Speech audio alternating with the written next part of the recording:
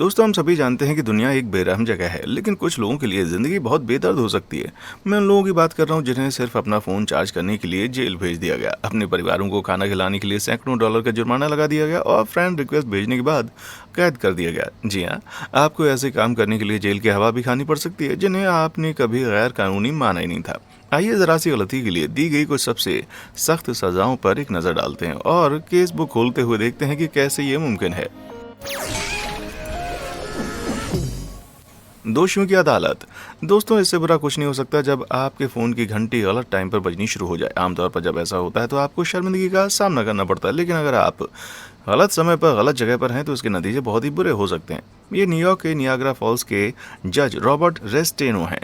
11 मार्च 2005 को court room में एक फ़ोन बजा जहां जज रेस्टेनो अदालत की कार्रवाई की सुनवाई कर रहे थे। आप कभी भी एक जज को नाराज़ नहीं करना चाहेंगे, और जब उन्होंने रिंगटोन सुनी तो रेस्टेनो को गुस्सा आ गया। उन्होंने कोर्ट को चेतावनी दी कि अगर फ़ोन का मालिक सामने नहीं आया तो वहां मौजूद सभी लोगों को 1 हफ्ते के लिए जेल भेज दिया जाएगा। उस अदालत की सुनवाई में 46 अपराधी मौजूद थे और भले ही उनमें से 45 लोगों ने अपने फ़ोन बंद कर दिए थे, रेस्टेनो हर एक की आज़ादी को जोखिम में डालने के लिए तैयार थे, लेकिन किसी ने कबूल नहीं किया कि फ़ोन उसका है। जज इतने गुस्से में था कि उसने ये 11 कैदियों को बुलाया जिन्हें वो पहले ही रिहा कर चुका था, और उन सभी 40 लोगों को जेल भेज दिया गया। जो लोग जुर्माना नहीं भर सकते थे उन्हें हथकड़ी लगा दी गई और बस में बैठा कर जेल ले जाया गया और जेल की कोठरी में डाल दिया गया। तो फिर जज रेस्टेनो इतनी अजीब सजा देकर कैसे बच सकते हैं? शुक्र है इस बार इंसाफ मिला। New York state court on judicial conduct को रेस्टेनो के बारे में एक शिकायत मिली और उन्होंने ये बहाना बनाया कि उनका ये बर्ताव उनके निजी जीवन में चल रहे तनाव के कारण था, जो उन्हें बचाने के लिए काफ़ी नहीं था। उन्हें उनकी नौकरी से निकाल दिया गया और सत्ता के दुरुपयोग के लिए उन्हें कड़ी फटकार भी लगाई गई। फिर भी रॉबर्ट रेस्टेनो की कहानी यहाँ पर खत्म नहीं हुई। अदालत के लिए बहुत ही घमंडी साबित होने के बाद इस पूर्व न्यायाधीश को अब पब्लिक ऑफिस में जगह मिल गई थी। जी हाँ, साल 2020 के बाद से नियाग्रा फॉल्स के मेयर रॉबर्ट रेस्टेनो हैं, वे जिन्होंने 46 लोगों को जेल में डाल दिया क्योंकि उनमें से एक के फ़ोन की घंटे बज गई थी। खैर, अगर कोई आपसे कहे कि दूसरा मौका कभी नहीं मिलता तो मत मानना भाई।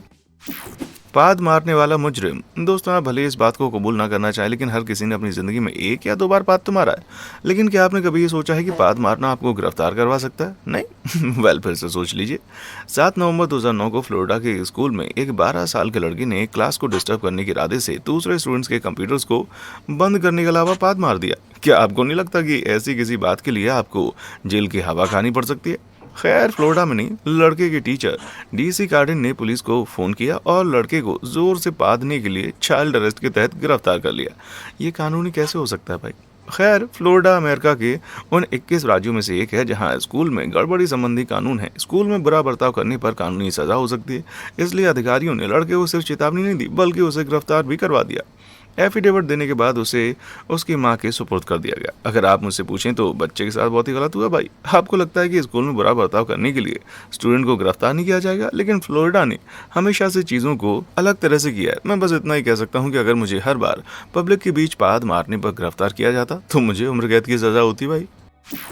मछली का धोखा। दोस्तों, बेसबॉल के साथ साथ फिशिंग करना और रेस्टोरेंट जाना अमेरिका वालों के पसंदीदा शौकों में से एक है। लेकिन क्या आप जानते हैं कि कुछ जगहों पर साल के एक खास समय में आप किस तरह की मछलियां पकड़ सकते हैं, लेकिन उसे लेकर कड़े कानून है। मुझे शक है कि आपको पता होगा, जब तक कि आप एक मछुआरे ना हो। वेल, अगर आप नहीं जानते थे तो इओनिया मिशिगन के 19 साल के कायल डेविड भी ये बात नहीं जानते थे। नौकरी के बिना पैसे की कमी और एक भूखे परिवार को खिलाने के लिए कायल एक रात पास की ग्रैंड नदी में मिलने वाली रॉक और स्मॉल माउथ बास मछली की तलाश में निकला। अफसोस की बात है कि यह ऑफ सीजन था और आपने शायद महसूस किया होगा कि साल के उस समय बास मछली को पकड़ना गैर कानूनी था। एक पुलिस ऑफिसर के पूछने पर कायल ने इसका विरोध किया, लेकिन ऑफिसर ने जोर दिया। आखिरकार कायल $115 का जुर्माना देने के लिए राजी हो गया और उसे बताया गया कि उसे एक लेटर मिलेगा जिसमें बताया जाएगा कि जुर्माना कैसे भरना है। पर ऐसा कोई लेटर नहीं आया। परेशान होकर कायल ने पुलिस स्टेशन ये पूछने के लिए फ़ोन किया कि लेटर कहाँ पर है, और उसे बताया गया कि जुर्माना न भर पाने के कारण उसकी गिरफ्तारी के लिए वारंट जारी किया गया था। आप समझ सकते हैं कि ये कैसे किसी को डराने के लिए काफ़ी हो सकता है। कायल को नहीं पता था कि करना क्या है, इसलिए वो पास की जेल में गया जहाँ उसे सलाखों के पीछे डाल दिया गया। भले ही पैसे की कमी ने कायल को इस सारी परेशानी में डाल दिया था, लेकिन गिरफ्तारी ने उसे अपनी जमानत के लिए $175 और उधार लेने के लिए मजबूर कर दिया। अगले हफ्ते जज ने अदालत की सुनवाई में काइल के शुरुआती $115 के जुर्माने को बढ़ाकर $225 कर दिया। इतना ही नहीं, जज ने काइल को दिन के खत्म होने से पहले इस जुर्माने को भरने का हुक्म दिया। जब उसने कहा कि वो तब तक पैसे नहीं ला पाएगा तो जज ने पूछा कि क्या उसके पास क्रेडिट कार्ड है जिसका वो इस्तेमाल कर सकता है। याद रखिए, यह गरीबी थी जिसने काइल को पहली बार इस हाल में पहुंचाया था। बेचारे बच्चे के पास क्रेडिट कार्ड भी नहीं था। जुर्माना न भर पाने के कारण काइल को 3 दिन की जेल की सजा सुनाई गई। शुक्र है कि American civil liberties union of Michigan के दखल के बाद उसे जल्दी रिहा कर दिया गया। फिर भी मछली पकड़ने पर जेल भेजा जाना, यार ये कड़ी सजा है। कड़ी सजा की बात करते हुए मैं खुद एक कड़ी सजा देने के लिए तैयार हूँ। मैं आपको सजा देता हूँ कि इस वीडियो को लाइक करें और चैनल को सब्सक्राइब करें। हो गया? ओके, माफ किया जाता है। तो फिर अगला कौन है? Sausage scandal. दोस्तों, बेसबॉल, रेस्टोरेंट और फिशिंग के साथ साथ अमेरिका में हॉट डॉग को भी बहुत ज़्यादा पसंद किया जाता है। तो फिक्र मत कीजिए, यहाँ तक मेरी जानकारी है हॉट डॉग खाने के आरोप में अब तक किसी को गिरफ्तार नहीं किया गया। और जहाँ तक चोरी करने की बात है, ये फिर एक अलग ही कहानी है। रिकी जो मूर फरवरी 2014 में अपने लिए एक ड्रिंक लेने के लिए एक ग्रोसरी स्टोर में गया, या कम से कम आपने यही सोचा होगा अगर रिकी को सीसीटीवी में एक रोटीसुरी से एक हॉट डॉग को बाहर निकालते हुए अपनी जेब में उसे डालते हुए नहीं पकड़ा गया होता। क्या आपको लगता है कि चूंकि उसने ड्रिंक खरीदा था लेकिन हॉट डॉग नहीं, तो उसे वार्निंग दी जाएगी या ज़्यादा से ज़्यादा जुर्माना दिया जाएगा, है ना? खैर, इंडियाना में नहीं, इस राज्य में किसी और की प्रॉपर्टी इस इरादे से हथिया लेना कि वो फिर कभी इसे यूज ना कर पाए एक जुर्म नहीं बल्कि एक घोर अपराध है। हम में से जो कानूनी भाषा नहीं समझते हैं, ये जुर्म बहुत ही बड़ा है क्योंकि रिकी का इरादा हॉट डॉग खाने का था। अगर हॉट डॉग की चोरी रिकी का पहला जुर्म होता तो सब कुछ ठीक हो जाता। अफसोस की बात है कि उसे 2 साल पहले एक माइक्रोवेव और एक फाइलिंग कैबिनेट चोरी करने के आरोप में जेल में डाल दिया गया था। इसलिए कानूनी तौर पर रिकी को $4000 की जमानत दे दी गई और जेल में रखा गया। मैं समझ सकता था अगर उसने कोई महंगी चीज चुराई होती, लेकिन एक हॉट डॉग, अरे यार ये तो बहुत ही बुरा हुआ। पिज्जा की पेनल्टी। दोस्तों, आप बेसबॉल के 3 स्ट्राइक रूल को जानते होंगे, जहां अगर कोई बैटर 3 बॉल चूक जाता है और कैचर उन्हें पकड़ लेता है तो ये बैटर को आउट दे दिया जाता है। खैर, कैलिफोर्निया को ये नियम इतना पसंद है कि उन्होंने इसे इस राज्य के कानून का हिस्सा बना दिया। 1992 में किम्बा रेनॉल्ड्स की दुखद मौत के लिए जिम्मेदार लोगों में से एक को जब सिर्फ 9 साल की सजा मिली तो उसके पिता माइक गुस्से में थे। यह शख्स पेरोल पर छूट गया, एक मुजरिम था।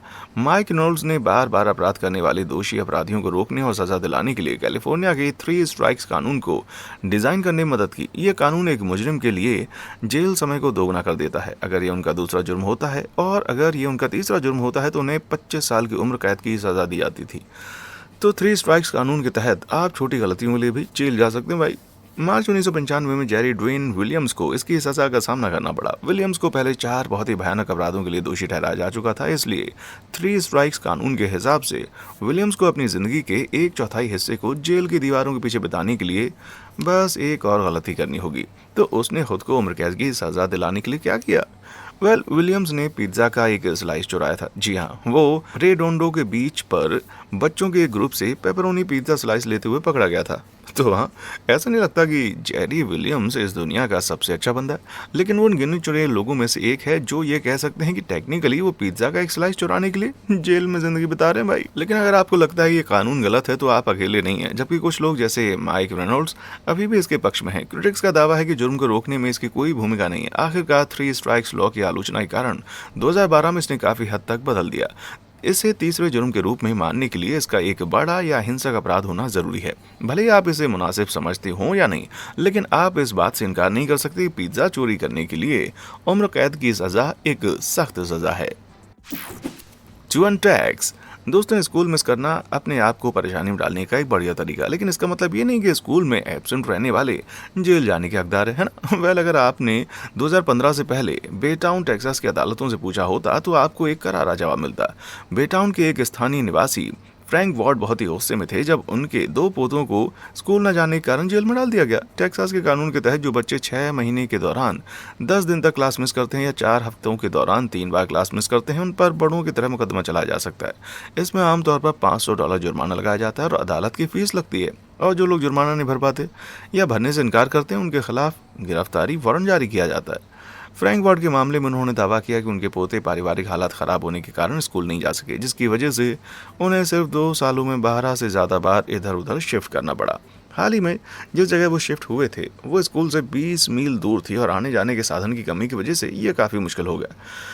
जब जुर्माना बढ़कर $950 हो गया तो वार्ड के पोतों में से एक, जो उस समय 17 साल का था, को जुर्माना न भरने के कारण जेल में डाल दिया गया था। दूसरे पोते को $360 बकाया था, लेकिन उसे गिरफ्तार नहीं किया गया। उनके दादाजी इस बात से बहुत ही नाराज थे कि उनके पोतों को अदालत में पेश कर दिया गया था और उन्हें जुर्माना भरने के लिए अपने सोशल सिक्योरिटी पेमेंट से $1399 से ज्यादा का इस्तेमाल करने के लिए मजबूर होना पड़ा। वार्ड फैमिली की परेशानियों को ध्यान में रखते हुए एक नॉन प्रॉफिट एजेंसी ने देखा कि 2013 में 1,15,000 बच्चों को स्कूल में गैर हाजिर होने के आरोप में अदालतों के सामने लाया गया और उनमें से 80% बच्चे लो इनकम फैमिली को बिलोंग करते थे। शुक्र है कि उस कानून में अब सुधार कर दिया गया, लेकिन फिर भी स्कूल से एब्सेंट होने के लिए जेल की सजा, जैसे स्कूल पहले से ही जेल नहीं होता था।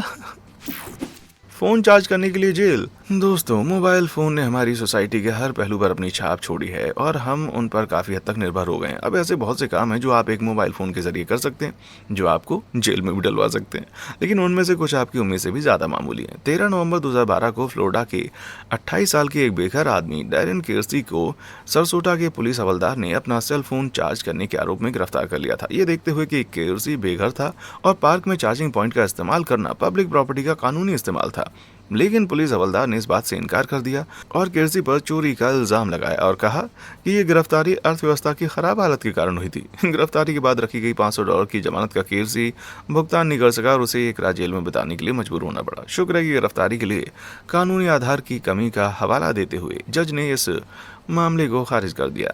आखिरकार इंसाफ मिल गया, लेकिन अगर आप मुझसे पूछें तो उस पुलिस अधिकारी पर कानूनी रूप से मूर्ख होने के लिए $500 का जुर्माना लगाया जाना चाहिए था भाई। The Twilight zone. दोस्तों, जैसा कि आपने देखा, आपको बहुत सारी अजीब चीज़ें करने के लिए गलत तरीके से गिरफ्तार किया जा सकता है, लेकिन अगर आपको लगता है कि पादनी के आरोप में गिरफ्तार होने से ज़्यादा शर्मनाक कुछ नहीं है, तो मैं आपको एल्बुकर्क, न्यू मैक्सिको की लोरी टील से मिलवाता हूँ। 12 जून 2012 को लोरी टील को $36 की ट्वाइलाइट किताबें और डीवीडी लाइब्रेरी में वापस नहीं करने के लिए गिरफ्तार कर लिया। जी हाँ, ट्वाइलाइट ये एक टीन फिक्शन गाथा है जिसने डरावने वैम्पायर को रंगीले डिस्को लड़कों में बदल दिया और वेयरवुल्फ को एक ऐसे लड़कों में बदल दिया जो बच्चों के प्यार में पड़ सकते हैं। जब उन्होंने दावा किया कि 2010 के बाद से ट्वाइलाइट किताबें वापस नहीं की गई थी तो $200 से कम की किराए की संपत्ति वापस करने की लापरवाही करने के लिए लाइब्रेरी द्वारा उनकी गिरफ्तारी का वारंट जारी कर दिया गया।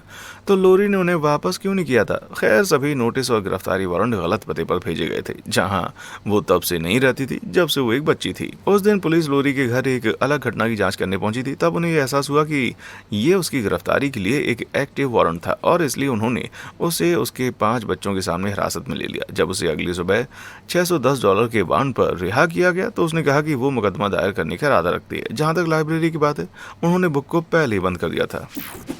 यार, अब ये एक जुर्म है कसम से। दोस्तों, जूरी ड्यूटी के लिए बुलाया जाना एक बहुत बड़ा सरदर्द हो सकता है और बहुत से लोग इससे बाहर निकलने के लिए कुछ भी करने के लिए तैयार रहते हैं। आपको ये जानकर आश्चर्य हो सकता है कि जूरी ड्यूटी से बाहर निकलना जितना दिखता है उससे कहीं ज्यादा आसान हो सकता है। 2011 में जैकब जॉक को सिविल ट्रायल के लिए जूरी मेंबर बनने के लिए बुलाया गया था। शुरुआत में ही सभी जूरी मेंबर्स को जज द्वारा चेतावनी दी गई थी कि वो मामले के बारे में ज्यादा जानने के लिए इंटरनेट का इस्तेमाल ना करें, क्योंकि ये उनके फैसले को गलत तरीके से प्रभावित कर सकता है। अमेरिका के कॉन्स्टिट्यूशन का 6th अमेंडमेंट आरोपियों को निष्पक्ष जूरी द्वारा सुनवाई का अधिकार देता है, लेकिन जैकब ने इस बात को नजरअंदाज कर दिया होगा क्योंकि उस शाम अपने घर पहुंचते ही उसने मुजरिम को फेसबुक पर फ्रेंड रिक्वेस्ट भेजी। घबराकर आरोपी ने अपने वकील को बताया और कार्रवाई शुरू होने से पहले उसे तुरंत जूरी से बर्खास्त कर दिया गया। उन्होंने कहा कि ये एक गलतफहमी थी और उन्होंने सिर्फ ये देखने के लिए आरोपी को फेसबुक पर देखा था कि क्या उनके कोई म्यूचुअल फ्रेंड्स हैं, लेकिन ये सोचकर कि वो आसानी से इससे बाहर निकल जाएगा, जैकब ने एक फेसबुक अपडेट पोस्ट करने का फैसला किया जिसमें लिखा था, जी हाँ, मैं बर्खास्त हो गया। जाहिर तौर पर वो मुजरिम को फ्रेंड रिक्वेस्ट भेजने पर भड़क जाते हैं। दुख की बात है कि जज नैन्सी डोनेलन, जो सुनवाई कर रही थी, को बिल्कुल भी मजाकिया नहीं लगा। बाद में जगह पर आरोप लगाया गया और उसे कंटेम्प्ट ऑफ कोर्ट का दोषी पाया गया और उसे 3 दिन जेल की सजा सुनाई गई। ये सब सिर्फ एक फ्रेंड रिक्वेस्ट भेजने के लिए, लेकिन आपको उसकी तारीफ करनी होगी क्योंकि जूरी ड्यूटी से बचने का एक तरीका खुद को गिरफ्तार करवाना भी है। मैच्योर बदमाश। दोस्तों, अगर आपके पास पालतू जानवर हैं तो आपको पता चल जाएगा कि उनकी देखभाल करने में कितना समय लगता है। उन्हें खाना खिलाना, नहलाना, उनकी सफाई करना और सबसे ज़रूरी बात है कि उन्हें दूसरे लोगों की चीज़ों पर हमला करने से रोकना। ये सब बहुत ही ज़रूरी होता है। मिसौरी के फर्ग्यूसन की एक महिला मैरी रूट, जो कि 82 साल की थी, उनको ये बात समझना महंगा पड़ गया। मैरी के पास कई छोटे डॉग्स थे जो कि मिसौरी के डॉग एट लार्ज नियमों के कारण अक्सर कानून का उल्लंघन करते थे। डॉग एट लार्ज कानूनों के तहत कुत्तों का सार्वजनिक रूप से अकेले रहना कानून के खिलाफ है। ये कानून मिसौरी के सभी कस्बों और शहरों पर लागू होते हैं जिनके पास उन्हें लागू करने का अधिकार है। बदकिस्मती से डॉग एट लार्ज कानून बेचारी बूढ़ी मैरी को कच्चा चबाने के लिए आने वाला था। मैरी के छोटे डॉग्स लगातार यार्ड को छोड़कर भाग जाते थे, जिसके बाद पुलिस अधिकारियों को बुलाया गया और उस पर $525 का जुर्माना लगाया गया और अदालत में पेश होने के लिए कहा गया। ये देखते हुए कि वो 82 साल की थी और अकेली रहती थी, डॉग्स को बाहर जाने देने के लिए ये एक बहुत ही सख्त सजा है मेरे भाई। लेकिन अभी रास्ते में और भी परेशानियां थीं। हेल्थ प्रॉब्लम के कारण मैरी अदालत की सुनवाई में शामिल नहीं हो सकी। नतीजतन परदादी को 2 दिन की जेल की सजा सुनाई गई और उस पर $7,000 का जुर्माना लगाया गया। ये सब सिर्फ इसलिए कि उसके छोटे डॉग्स भाग गए थे। ये सच में बहुत ही बुरा है यार। Perfume police. दोस्तों, जहाँ तक कुछ बच्चों को स्कूल पसंद होता है, वहीं कुछ बच्चों को वहाँ समय बिताना सच में बहुत ही मुश्किल लगता है। टेक्सास की 12 साल की सारा बस्टामेंटिस दूसरी कैटेगरी में आती थी। सारा को ADHD बाइपोलर डिसऑर्डर था और उनका वजन बहुत ज़्यादा था। सारा को उसकी इस हालत के कारण बहुत ज़्यादा तंग किया जाता था। कथित तौर पर बदबू आने पर ताना मारे जाने के बाद सारा ने क्लास के दौरान अपनी गर्दन पर परफ्यूम स्प्रे छिड़का। एक बदमाश लड़के ने कहा कि उससे और भी ज़्यादा बदबू आ रही थी और ये कहकर भाग गया। मामले को रोकने के लिए टीचर ने सारा के लिए पुलिस बुलाने की समझदारी भरा फैसला किया। पुलिस को बुलाने की जरूरत नहीं थी, वो पहले से ही स्कूल में मौजूद थी। ऐसा इसलिए है ताकि बड़ी समस्याओं से बचा जा सके। टेक्सास के कानून में कहा गया है कि राज्य भर के सैकड़ों स्कूलों में बंदूक वाले पुलिस अधिकारी तैनात किए जाएं। साल 2020 में 60% अमेरिकी स्कूलों में किसी न किसी तरह से पुलिस शामिल थी और वो कानून को लागू करने से नहीं डरते थे। 2010 में स्कूल में मौजूद पुलिस ने स्टूडेंट्स को किए गए अपराधों के लिए लगभग 3 लाख टिकट दिए थे। क्लास सी जुर्म के नोटिस 6 साल की उम्र तक के बच्चों को दिए गए थे और इसमें जुर्माना, कम्युनिटी सर्विस और कुछ मामलों में जेल की सजा भी शामिल थी। तो उस संदर्भ को ध्यान में रखते हुए आप इमेजिन कर सकते हैं कि जब पुलिस क्लास में पहुंची तो सारा कितनी डरी हुई थी। चौंकाने वाली बात यह है कि उन्होंने उसे अदालत में पेश होने का आदेश दिया और उस पर क्लास को परेशान करने का आरोप लगाया। बदमाशी के जवाब में परफ्यूम छिड़कने के लिए ये सब, ये भगवान। शुक्र है कि सारा के मामले को एक डिसेबिलिटी राइट्स ग्रुप ने उठाया और आरोपों को वापस ले लिया। फिर भी ये सोचकर दुख होता है कि इस तरह के एक छोटे से काम का नतीजा कानूनी अपराध माना जा सकता है। मेरे पास हथकड़ी है। दोस्तों, नेता जहां भी जाते हैं वहां लोग हमेशा उन्हें शर्मिंदा करने की कोशिश करते हैं। हम सभी को अपने चुने हुए नेताओं से सवाल करने का अधिकार है, लेकिन अगर आप अपनी हद पार कर जाते हैं तो आपको गलत जवाब भी मिल सकता है। उदाहरण के लिए, पुलिस सावधान थी कि वो किस तरफ चले जब उन्होंने 2015 की शुरुआत में ऑस्ट्रेलिया के क्वींसलैंड में इयान फोगर्टी को गिरफ्तार किया। एक पॉलिटिकल एक्टिविस्ट और एक ऑनलाइन ट्रोल के बीच फोगर्टी किसी भी कैटेगरी में फिट नहीं बैठता था। वो क्वींसलैंड के प्रीमियर कैम्पबेल न्यूमैन के लिए एक परेशानी था, क्योंकि वो एक ट्विटर अकाउंट को मैनेज करता था जिसमें ऑस्ट्रेलिया के नेता का मजाक उड़ाया गया था। लेकिन फोगर्टी के पास इससे भी मजेदार एक तरकीब थी। जब न्यूमैन की लिबरल नेशनल पार्टी ने एक कैंपेन रैली की तो फोगर्टी भी उसमें शामिल हुआ। नहीं आंदोलन के नए सदस्य के रूप में नहीं, बल्कि अनोखे कपड़े पहनकर। हालांकि ये पूरी तरह से बेमतलब लग रहा था, लेकिन पुलिस ने दखलंदाजी की ये आरोप लगाते हुए कि फोगर्टी शांति भंग कर रहा था और उसे तुरंत गिरफ्तार कर लिया गया। फिर 1 नहीं 2 नहीं बल्कि 10 पुलिस अधिकारी उसे ले गए, जबकि वो सभी, आपने सही अंदाजा लगाया, उसके एक तरफ इकट्ठा हो गए एक अजीब शर्ट पहने एक आदमी को गिरफ्तार करने के लिए। यार, क्या वाकई उस दिन पूरे क्वींसलैंड में उस दिन करने के लिए कुछ और नहीं था? माँ बाप की गलियां। दोस्तों, माँ बाप अक्सर आपको बताते हैं कि बच्चे पैदा करना उनकी ज़िंदगी का सबसे अच्छा फैसला था, लेकिन हम ये नहीं भूल सकते कि बच्चों को पालने पोसने में बहुत मेहनत लगती है। पूरी दुनिया में माता पिता और गार्डियंस थकान, उदासी और गुस्सा महसूस करते हैं, और जब टेंशन बढ़ जाता है तो गुस्सा फूट जाता है, जैसा कि डेनियल वुल्फ के साथ हुआ था। डेनियल अपनी 2 बेटियों और पति के साथ किराने की खरीदारी कर रही थी जब एक कस्टमर ने उसके बच्चों की मौजूदगी में उसे खराब भाषा का इस्तेमाल करते हुए सुना। वो कस्टमर डेनियल के पास पहुंचा और उसे रुकने के लिए कहा। डेनियल ने जोर देकर कहा कि वो अपने पति से बात कर रही है, अपने बच्चों से नहीं। लेकिन इसे कोई फर्क नहीं पड़ा। साउथ कैरोलिना के नॉर्थ ऑगस्टा शहर में, जहां वो माता पिता खरीदारी कर रहे थे, अगर आसपास कोई और मौजूद हो तो अश्लील भाषा का इस्तेमाल करना गैर कानूनी है। दूसरे शब्दों में, यहाँ पब्लिक प्लेस पर चिल्लाना गैर कानूनी है भाई। और इसलिए उस नासमझ ग्राहक ने अधिकारियों को डेनियल की खबर दी। उसे उसके आपत्तिजनक व्यवहार के लिए गिरफ्तार किया गया और अदालत की तारीख दी गई। अब मैं चीखने चिल्लाने को तो प्रमोट नहीं कर रहा हूँ, लेकिन ये जुबान फिसलने के लिए दी जाने वाली एक सख्त सजा है। दयालु बदमाश। दोस्तों, अपनी ज़िंदगी के दौरान फोर्ट लॉडरडेल, फ्लोरिडा के अर्नोल्ड एबोट को मिलिट्री सर्विस में 2 पर्पल हार्ट से सम्मानित किया गया था और 1960 के दशक में उन्होंने अफ्रीकी अमेरिकी नागरिकों को ऐसे समय में वोट देने में मदद की जब इस तरह की कार्रवाई बहुत खतरनाक थी। हर मायने में वो अपने शहर का एक शानदार सदस्य था, लेकिन वो बूढ़े होने के बाद भी रुके नहीं। 1991 में अपनी पत्नी की मौत के बाद एबोट ने फोर्ट लॉडरडेल की बेघर आबादी को खाना खिलाने के लिए समर्पित एक नॉन प्रॉफिट ग्रुप लव दाई नेबर की शुरुआत की। हर दिन एबर्ट को समुद्र के किनारे देखा जा सकता था। वो खुद उन लोगों को खाना देता था जिन्हें वो ज़रूरतमंदों के लिए तैयार करता था, लेकिन नगर निगम के अधिकारियों के इरादे कुछ और थे। शहर के कानूनों के हिसाब से बेघर लोगों की मौजूदगी ने फोर्ट लॉडरडेल के समुद्र के किनारे को पर्यटकों के लिए कम आकर्षक बना दिया था। इसलिए उन्हें बाहर निकालने के लिए उन्होंने समुद्र तट पर मुफ्त में खाना बांटने को गैर कानूनी बना दिया। अर्नोल्ड, जो इस समय तक 90 साल के हो चुके थे, ने इसे मानने से इनकार कर दिया। जब वो ज़्यादा खाना लेकर समुद्र किनारे लौटे तो पुलिस ने उनको गिरफ्तार करने का इंतजार किया और उन्हें 60 दिनों तक जेल की और साथ ही साथ $500 के जुर्माने की धमकी दी गई। लेकिन वो नहीं रुके और इसलिए उन्हें कई बार गिरफ्तार भी किया गया, रिहा किया गया, सिर्फ बेघर लोगों को खाना खिलाने के लिए। बेघर लोगों को खाना खिलाने के लिए एक चैरिटी वर्कर की गिरफ्तारी के बारे में पूछे जाने पर मेयर जैक सेलर ने तीखी टिप्पणी की। उन्होंने कहा कि हम यहाँ फोर्ट लॉडरडेल में कानूनों को लागू कर दें, यहाँ तक कि अभी अभी बनाए गए गलत नियम भी ऐसा लगता है। हाँ, मैं जेल नहीं जाना चाहता भाई। दोस्तों, आप किससे और कब शादी करते हैं जिंदगी के सबसे महत्वपूर्ण फैसलों में से एक है, लेकिन जस्टिन बंडी और एलिजाबेथ जेनिस के लिए ये फैसला कानून पर छोड़ दिया गया। टायलर टेक्सास के इस कपल ने शादी करने के बारे में बात कही थी, लेकिन उनका मानना था कि ये लंबे समय तक नहीं चल सकेगी। जब जस्टिन और एलिजाबेथ के एक्स पार्टनर के बीच एक बहस बढ़ी तो दोनों ने खुद को अदालत में जज रॉन्डेल रॉजर्स के सामने पाया, जिन्हें कोर्ट रूम क्यूपिड के रूप में भी जाना जाता है। जज रॉजर्स ने जस्टिन को एक अल्टीमेटम दिया, 15 दिन की जेल या शादी की उम्र कैद। जी हाँ, जज ने जेल की सजा से बचने के बदले उस कपल को बिना तैयारी की शादी करने के लिए 30 दिनों का टाइम दिया।